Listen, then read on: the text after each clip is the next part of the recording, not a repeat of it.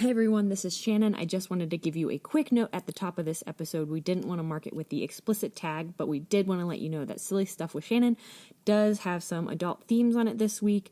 It's just a quick mention of something to explain a Bible story that was reimagined in a novel that I read. It's nothing explicit, but we did want to let you know if you're not into that, skip over Silly Stuff with Shannon this week. The rest of the episode is totally safe, and we hope you enjoy.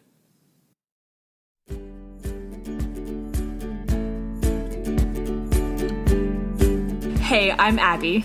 And I'm Shannon. And we're sisters. My big sister Abbey has a Master's of Divinity from Earlham School of Religion and has been telling me Bible stories for probably 15 years. And my little sister Shannon has seen 13 versions of Jesus Christ Superstar and has read parts of the Sermon on the Mount.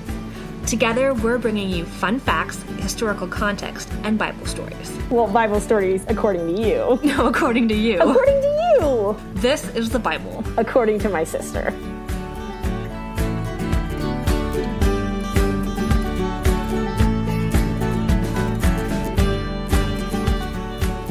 Abby, I miss you. I know, it's been forever. So much forever. It's like I didn't even leave your house this morning. I know. It's terribly long. Okay, so we got to see each other during the family reunion, and then we didn't see each other For like a week. while I was out hitting the Benadryl really hard.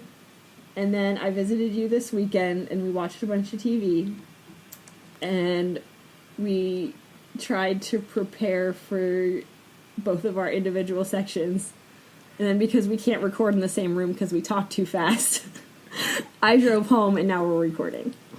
Terribly long. Yeah. So I slept in a hammock at the family reunion. Yeah, it was last weekend. I mean, everybody else was like sleeping in cabins or sleeping. We were at a church camp. And everybody else was sleeping in cabins or sleeping in the main house. And I was like, tent. Or a tent. Yeah, you slept in a tent. And I thought to myself, like, I have a hammock that I found on the ground after a festival. But I was like, I'm going to sleep in my hammock. And it was super comfy. But not all the kids, but a bunch of the kids were really surprised that somebody could sleep in a hammock. Or seemed like it.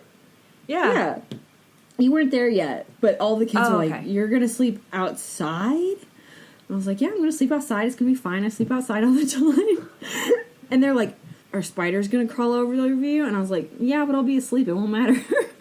So that's why they were all paranoid about spiders when I showed up. It wasn't my fault.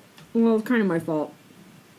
Yeah, they were worried about spiders, and I was joking with them, and I was like, people eat like 8 spiders every year, right? I was like, and I won't know about it. I'll just eat the spiders. It'll be fine. But I was not convinced anything would happen, and then by the end of the family reunion, I had like the weirdest bug bites all up and down my arm. And I thought, like, oh, it's got to be bug bites, but then it just kept creeping all over me. So I think it was, my theories are, so the weekend before that, I was in Kentucky, and I was like, maybe I have just, like, the world's weirdest Kentucky poison ivy. That delays a week. That delays a week, and then it doesn't even look like poison ivy, it just looks like bug bites that spread. Could totally be a thing. Yeah. Or I got something I don't know about. Point is, I'm not on Benadryl, and that's very exciting. I took some Benadryl, and it went away, but I'm not on Benadryl right now, so I'm totally awake. It's gonna be fine. So the point of the story is everything's okay. And you survived sleeping outside. Yes. Sleep outside in your hammock. It's awesome. Find a hammock on the ground or in the trash at a music festival. Sleep outside in it, and then just take some Benadryl after you get weird rashes. Yeah. That's what I'm saying. Where do I go from there? And you did a bunch of research for the Bible Story Corner. I did do some research.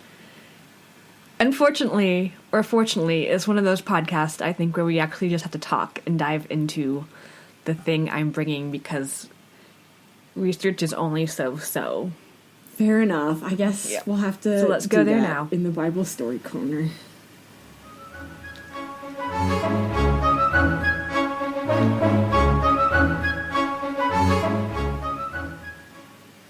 Okay, so you haven't even given me a hint as to what we're talking about today? Or if you did, I forgot. Yeah, and that's not because I was trying to keep it a secret or anything. It just didn't really come up.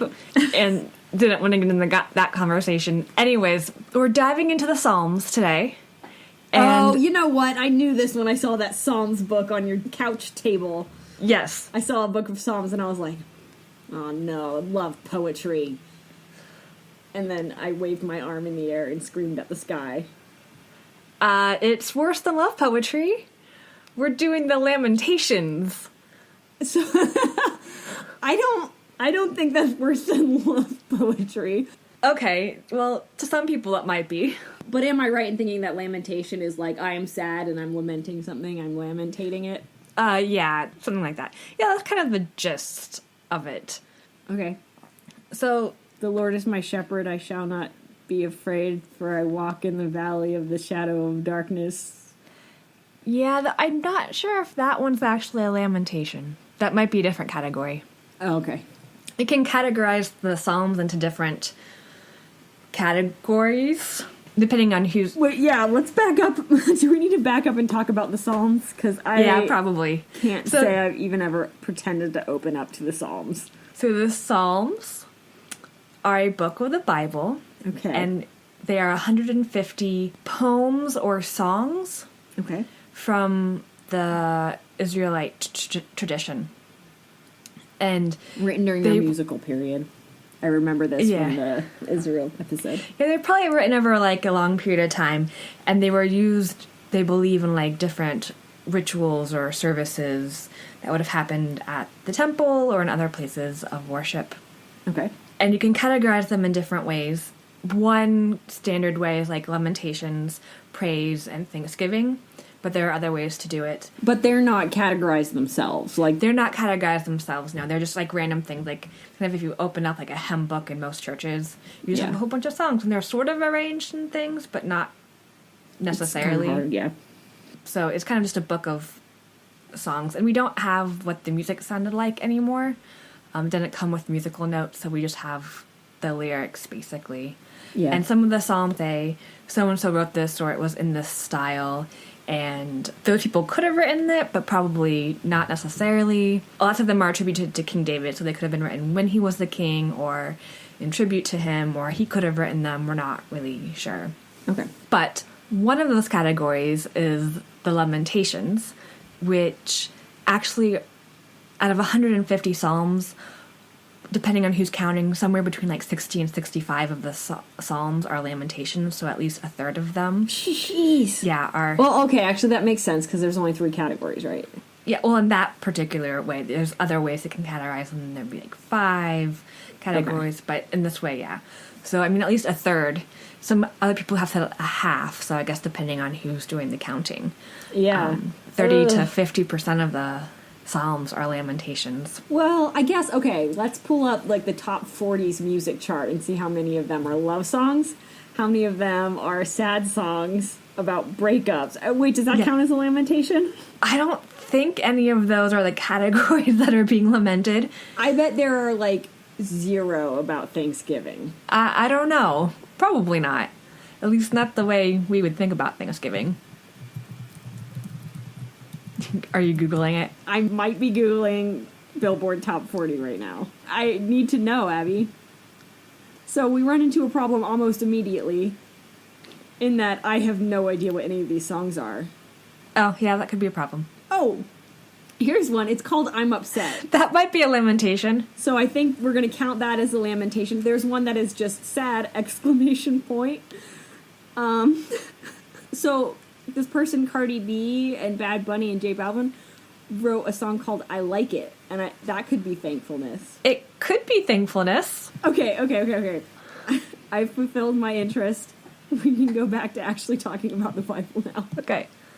So, I guess before we, like, dive in more, just the Lamentations, they're written and they have 4 parts. There's an invocation at the beginning, like, Dear Lord, oh God, those sorts of things.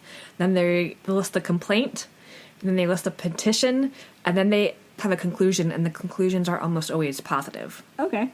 Like, the first 3 categories are, like, upset and, like, listing complaints, and then the very last part is some kind of uplifting moment where it's like, well, things are terrible, but I'm still going to have faith that God is going to step in and intervene and help. That's awesome. So it's a total, like, shift that happens. Yeah, and that can be one of the things we talk about, because some people mention that shift. But what do the Lamentations, what are the, I guess, poems or songs about? So they talk about sickness, false accusations, gossip. Gossip, that's a big one in pop music. Probably.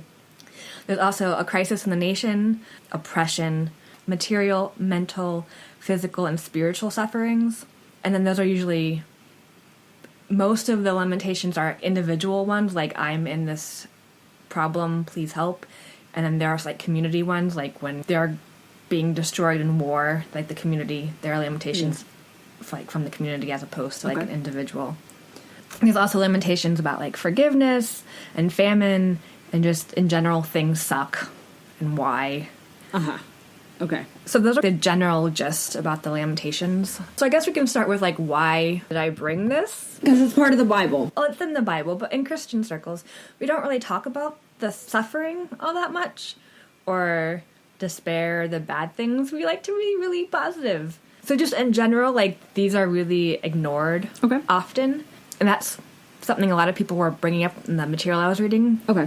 In worship books and in sermons, we don't talk about the suffering or the bad things, and if we do, it's like, well, it's terrible, but everything's going to be okay. We jump right past the having to deal with those emotions, and the Lamentations is a place in the Bible where people can vent to God about the suffering going on in their life. What did you say the 4 steps were? Because, okay, you first, like, invoke God, and then the second part is you say what it is, and then what's the third part?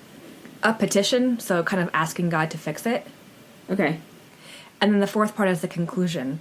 So it sounds like you go straight from there's a problem to it being fixed. Yeah. But there's usually like a bridge or like a kind of like a rhythmic pause between that third part and the fourth part. Some people actually think those parts might have been added later, the conclusions, though that's not a very strong hypothesis. Yeah. And the mourner isn't asked to praise God in these things. They're just asked to put some faith or affirm that God will probably fix it. So it's not like they conclude with, and God is wonderful, and I love God. It's just like, God's going to fix it. It's going to be okay. So it still leaves some room to be pissed. Yeah. Essentially, which can be rather nice. It's one of my favorite things. Yeah. So anyways, I thought it was kind of interesting or something to explore is that there's a part of the Bible of people just going, I'm mad, this isn't okay.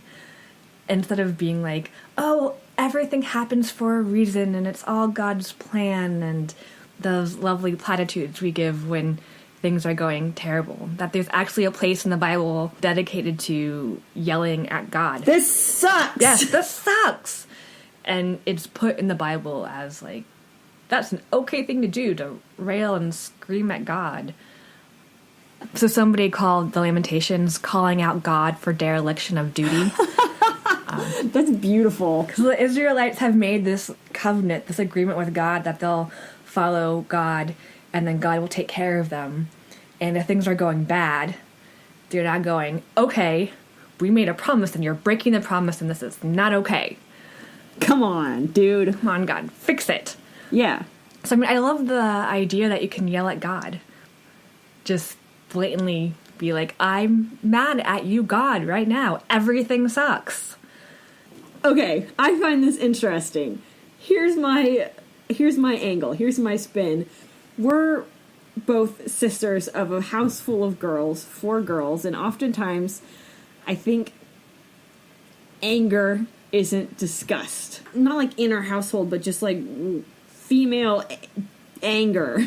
Yes. Like that's not an emotion that's as known in our sphere. And I think it totally is known. I think we like have a pretty good handle on it, but it's not something that's like talked about or you wallow in, or like there's like something not as easy about it. Yeah, especially in our Quaker context, which are peace churches. Peace churches. We don't like being angry. Like, angry is a bad thing. Anger is a bad thing. Okay. Violence. Yeah, maybe that's it. It's like a Quaker thing where we don't think about anger. And I think there are some people who are totally fine with being angry at God. And like, anger is a totally easy thing to go to. But I think maybe in Quakers, maybe in broader Christianity, like anger isn't, being angry or sad or mad isn't as okay. Because you have to like, what's that song in the Book of Mormon where they're like, and turn it off?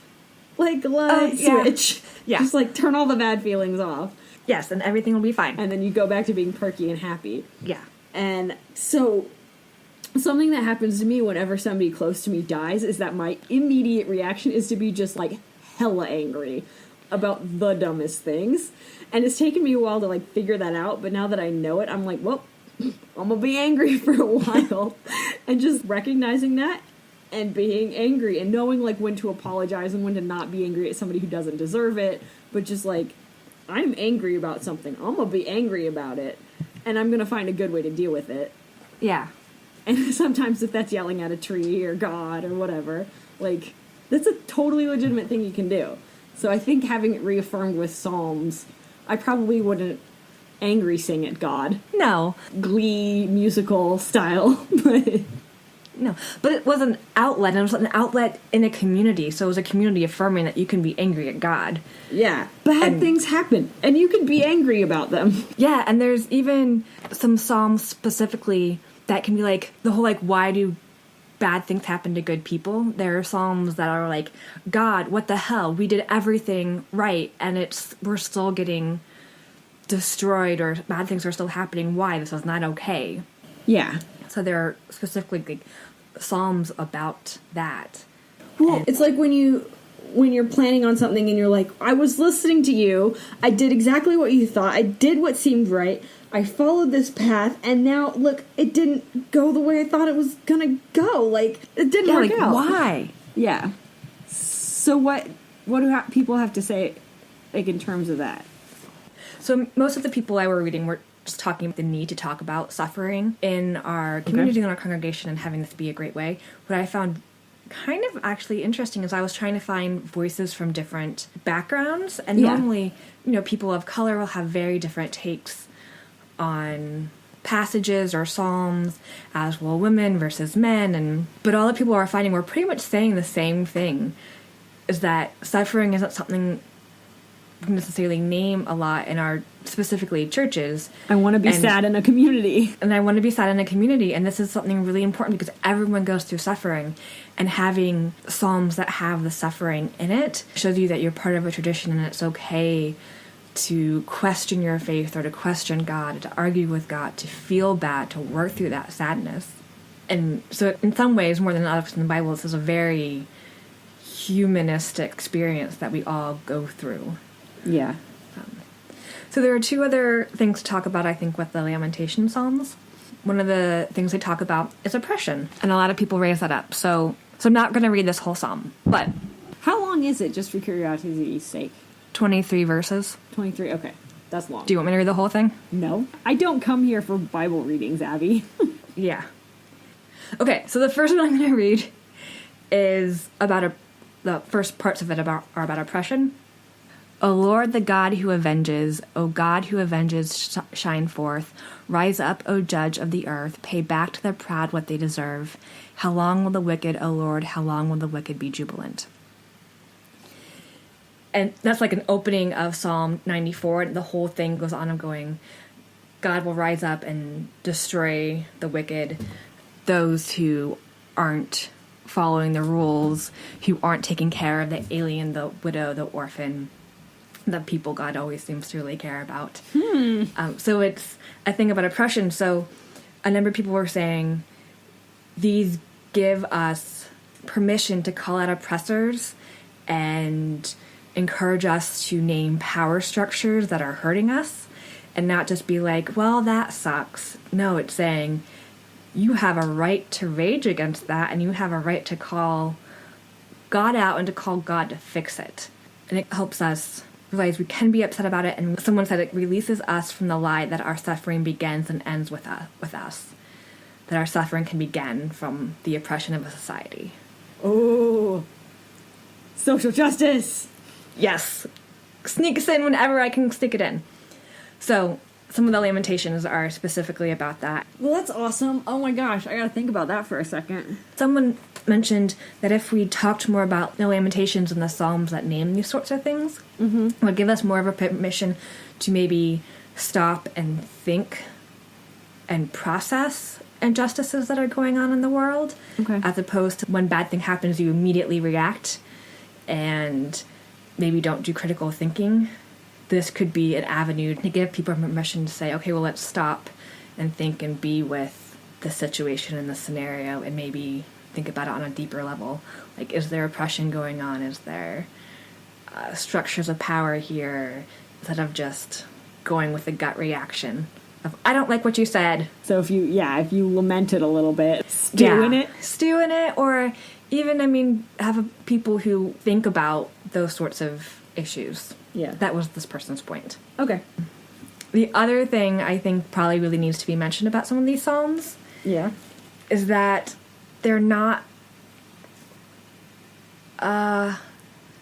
sometimes they say really horrible things. So the really famous one is Psalm 137. Okay. Which happens right after they get conquered by Babylon, and so they're living in exile and are really mad. Yeah. And so it ends with, O daughter of Babylon, doomed to destruction, happy is he who repays you for what you have done to us, he who seizes your infants and dashes them against the rocks. So that's how that psalm actually ends.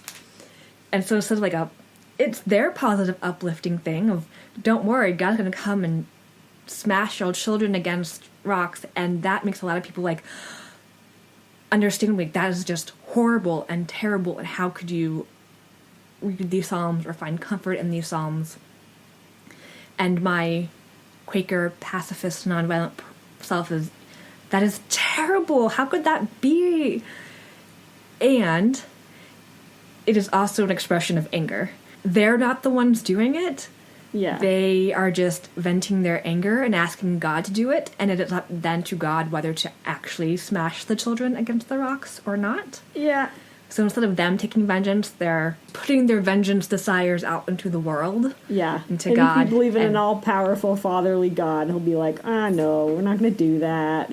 Yeah. We're going to go stew in the desert for a couple years. Yeah. Calm down. And someone else pointed out that they were initially horrified by it as well, and then they went through this terrible time in their lives and realized that psalm gave them permission to say whatever they wanted to God, because God wouldn't have heard anything worse than smash other people's children against rocks. So it's God has heard everything. There's nothing you can say that God hasn't heard, so... Say it. Say it. Get it out of your system, and then maybe it will help you to move on. There was a grief counselor who was talking how they use some of this thought and this theory to help some of their patients work through things. Because there are different stages in grief, and so there are different stages in the Lamentations and these psalms, and so it's similar. You have to work through things. And sometimes there's going to be a smash my enemy's children against the rocks moment, and then you move to the next stage. Yeah. So that is pretty gory and gruesome. It is gory and gruesome, but I felt like I couldn't just ignore the fact that sometimes the psalms saying terrible, horrendous things. Yeah. And to acknowledge that and say it is terrible and horrendous, but is there something I can get out of this? Yeah. Again, they weren't doing the action, just saying it out loud. And horrible things have happened in the Bible, so... Yeah, so, that's a whole different other conversation on theology. Yeah. So, yeah, I think that's mainly what I'm going to talk to you about, the Lamentations. Just, that's a section of the Psalms in the Bible that a lot of people in the past have found very, very meaningful. Less so today, but if people are going through bad or hard times, then it can be a place of refuge, maybe. Maybe. You have your thinky face on. I just don't like old poetry, Abby. Yeah. So I don't think it's anything I'd ever pick up and, read one and feel somewhat better, but I think I like the idea of, the ancient people and, this, revered text of, it's just, there's a whole section of people screaming at God. Yeah. I think I'm similar with you. I struggle with poetry a lot, which is why I haven't studied the Psalms as much, and was one of the reasons why I grabbed Psalms off my shelf to talk about. But I agree, it's it's awesome, there's a place we can just, the Bible condones being pissed at God. It's an effective thing. I've done it a couple times. It is an effective thing. I enjoy it. Embrace it. So I liked that aspect of it, which is one of the reasons I brought it. The few times I've ever got mad at God, it's actually made me feel better. Because I usually leave the conversation, laughing, God thinks I'm funny. Yeah. Now, it's never been, super serious, horrible things, but it's usually just, I'm like, I'm really sad. I'm just like, okay, be sad. It's fine to be sad. Just cry for a while. You make you feel better. I'm like, yeah, I do feel better. Thanks, God. Yeah. So I totally condone this. And if, like, it takes reading Psalms to get you to be able to, like, cry, scream at God, like, read up on all the Psalms. Yeah. It's a good thing to take away from it. That's what I'd say, yeah. Yeah. So that's what I've got. The Bible condones cry, screaming at God. Yeah. Do you have stuff for me? Silly stuff with Shannon? I guess we can call it that.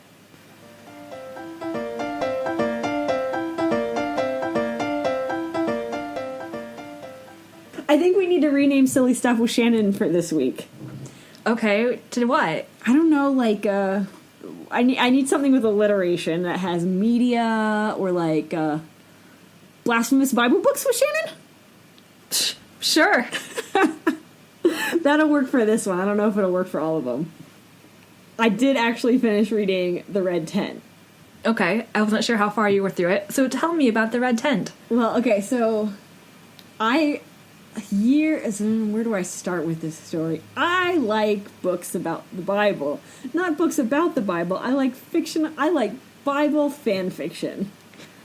Yes, you do. Somebody took the Bible and wrote a story based on the characters from the Bible. So months ago, I was house sitting for somebody and they had The Red Tent sitting on the shelf and I was like, oh, cool. That's a book about Dina. I should read that. So I added it to my list and only got around to reading it this last week and I just finished it.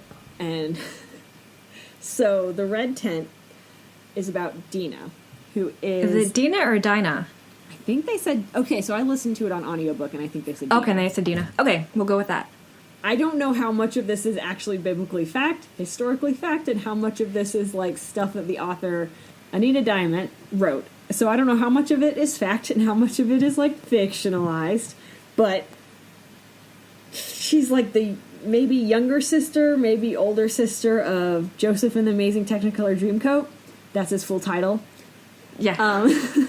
And she's only mentioned for like a couple moments in the Bible.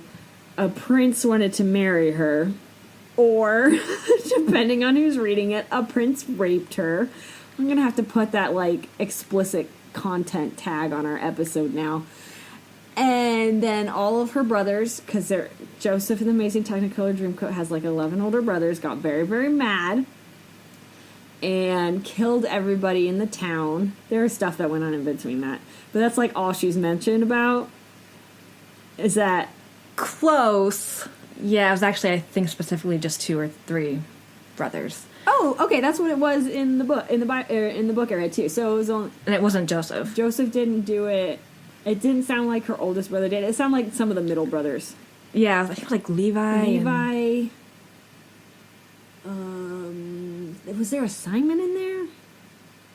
So she's mentioned in a couple lines in the Bible, and this author, Anita... I'm going to use her first name because I can't pronounce her last name and I don't want to butcher it for the next 5 minutes, wrote this story about Dina and just, like, fictionalized this whole story, which was really cool. Yay! Fully realized female characters. I feel like there's a but, though. Oh, the but is that it's not my style of book. Oh. I don't know what genre it's tagged under. Like, in the broad scheme of things, but I'm sure it's, like, adult fiction. No, oh, sorry, that sounded bad. I don't mean, like, naughty adult fiction. I just mean, like, it was boring, and it was really, really, really well written. It was, like, nominated as a bestseller. Like, it's like, a really well-written book, and therefore I found it really boring. It wasn't even that boring. It was just, like, okay, this book was definitely a feminist book. Yay! A theme of it was, like, sharing women's stories and how to not get lost to history and the power of women's spaces, because the Red Tent is the place women go when they're menstruating or right after they have a baby or to have babies. Like, it's sisterhood and it's motherhood. There's this really cool line about how if you want to learn about who a woman is, first ask about who her mother was. Like, there's a lot of, like, really great themes that are really important and really matter, especially when you're talking about feminism and storytelling, and that's great. This next thing is, it was written in 1992, at the tail end of, we're getting into some feminist theory that I don't know enough about because I wussed out of women's studies like one class in. It was written in 1992, and I feel like this book is really powerful, and it's like would have been really powerful if I had read it. Well, it wouldn't have been really powerful if I had read it in 1992 because I was 1 year old. But like, if I was a grown up who read it then, because I think the idea of like reclaiming women's spaces and stories and what motherhood and sisterhood and having like reclaiming that menstruation is fine are all like really important things. But we're like, we're 2 waves away from that now. Like, Yeah. and so like my thought is, if this story, if the Red Tent was written today, what would the story be? Because the author, instead of saying that Dinah was raped, she said that Dinah went into the city to help. She was like training to be a midwife, and she fell in love with this prince. So that she flipped the story on its head, so that Dinah had a lot of like power and agency, and she wasn't raped. Awesome. Right. Yes. Not having a story about women getting raped. So, like, if we wrote that story today, though, the big thing about feminism right now is, like, the Me Too movement and, like, being treated fairly at work and not being afraid to walk around on the streets. So what would like, the self-insert, feminist, powerful story of Dinah be if it were written today, if that fan fiction were written today? Because I was like, I already feel empowered. I feel like we're talking about women's stories. We have women's stories. I have lots of strong female relationships. I value my sisters and my mother, and they're like, a lot of that stuff isn't surprising or new or engage, like, not that it's not engaging, it's just like, I know this, like, it's not, this doesn't feel like empowering feminist story as much as I feel like it probably did to other people at the time when it was written. I've been bloviating about, like, for about 10 minutes now. Do you have thoughts in the midst of all my jabbering? You know, I think their thought about, like, what would it look like today is really interesting. Like, having it be a love story, not a rape story. I do love flipping things on the head and that sort of things, but I think it would be also really interesting to view it, like, her as a person who was raped or harassed, and how would she reclaim her power after that? Yeah. Would we go back to that other narrative? Because that's, like, discussing that and discussing, like, workplace harassment is, like, the important thing today. Yeah, of how do you get your agency back after and a traumatic event. So, like, so little of that story was actually based around that specific event, because this story, like, the themes of this story had very little to do with that. But if we told that story today, would that be an important theme? Would the story really focus on that more specifically? Yeah. So I think that would be much more like, fun in quotes, or engaging or meaningful to me. So I've never read the book. I've seen it, but was never particularly interested in actually reading it, because I'm less interested in Bible fan fiction. I'm less interested in the Bible, so it all works. Yeah. But themes that are more important to us nowadays, that would be much more interesting to me, too. And, like, the definitions of womanhood are so much broader. Yeah. Like, a theme that really got me was, like, the entire first part of this book was all about women menstruating, women having babies, women wanting to have babies, like, women wanting to get their periods, which is the worst thing in the world to me. Like, it's not the worst thing in the world. It's just, like, an irritating thing that happens once a month, and you're like, well, this sucks. And you move on with your life. So, like, that entire first part of the book was, like, oh, God. Oh. To me. Yeah. And, like, so, like, nowadays, not every woman has a uterus. Like, like, not every woman wants to have a baby. Not every woman wants to be married to a man. Not every woman, like, finds men. Like, the definitions of being female or being a woman or being ladylike are so much broader. Like, I want to... I want a story about that. I want the Katniss Everdeen Dinah. Like... Yeah. So it was a really good book. It was really well written. Like, I think the themes and stuff were really important. I just... It was written... So, like, 25 years ago. Oh, wait. It was written in 92. I was born in 91. This math should be easier. It's 25 years old. So it's interesting how it aged and how somebody who was born at the same time it was written. Yeah. What reads it. Feminist literature means now. Yeah. That is interesting. Yeah. Okay, so not silly stuff, but... No.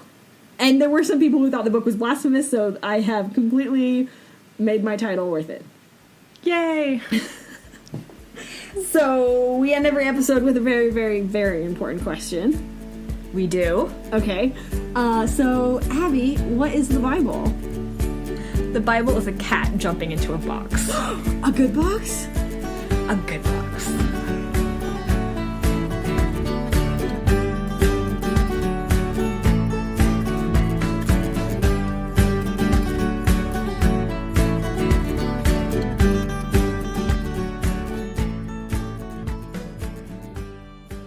Hey everyone, this is Little Sister Shannon popping in at the end of the episode with your few notes and updates. As always, we have to thank Stephen Kartenberg for making Kutalele's Happy Place featuring Kara Square, which is the music that plays under our intro and is playing right now. So if you enjoy this music, please check out more of their music. You can find the link on our Facebook page or in the info box of this episode. Secondly, we are now on Spotify as well as iTunes. All 16 of our episodes should be up there. If you enjoy this show, please rate or leave us a review. Even a simple "I enjoyed this thing" can help other people find our show, which would be great. We will be back on, August 1st. We'll be back on August 1st. Until then, I hope you have a fantastic couple of weeks.